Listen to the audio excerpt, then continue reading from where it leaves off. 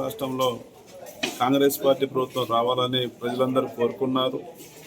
తెలంగాణ రాష్ట్రంలో కాంగ్రెస్ ప్రభుత్వాన్ని తీసుకొచ్చారు.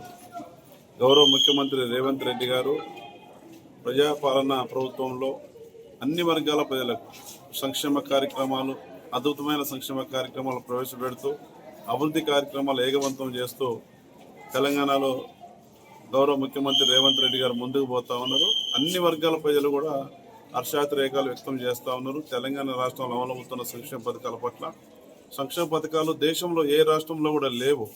తెలంగాణ రాష్ట్రంలో అమలవుతున్న కొన్ని సంక్షేమ పథకాలకు సంబంధించి 200 యూనిట్ల కరెంటు బిల్లు, జీరో బిల్లు, 200 యూనిట్ల వరకు జీరో బిల్లు పథకం, సన్న బియ్యం పథకం, కొత్త రేషన్ కార్డులు ఇచ్చే కార్యక్రమం, ఇందిరమ్మ ఇండ్లు, ఇట్లా అద్భుతమైన పథకాలు, ఆర్టీసీ బస్సుల్లో మహిళలకు ఉచిత ప్రయాణం చేసే కార్యక్రమాల పట్ల ఇప్పుడు మరి ప్రజలందరూ కూడా సంతోషంగా ఉన్నారు. ఈ స్థానిక సంస్థల ఎన్నికల్లో ఏ గ్రామం పోయినా కూడా ఇక్కడ స్థానిక ఎమ్మెల్యేగా నేను ప్రభుత్వానికి పట్టం కడతాం, కాంగ్రెస్ పార్టీ ప్రభుత్వాన్ని ఆశీర్వదిస్తాం. స్థానిక ఎన్నికల్లో మేమంతా కూడా గౌరవ ముఖ్యమంత్రి రేవంత్ రెడ్డి గారి నాయకత్వాన్ని బలపరుస్తూ ఓట్లేస్తామని చెప్పేసి ఎక్కడికి పోయినా కానీ సంతోషంగా ఆనందంగా చెబుతా ఉన్నారు. ఈ స్థానిక సంస్థల ఎన్నికల్లో వారనేది వన్ సైడే ఉంటుంది.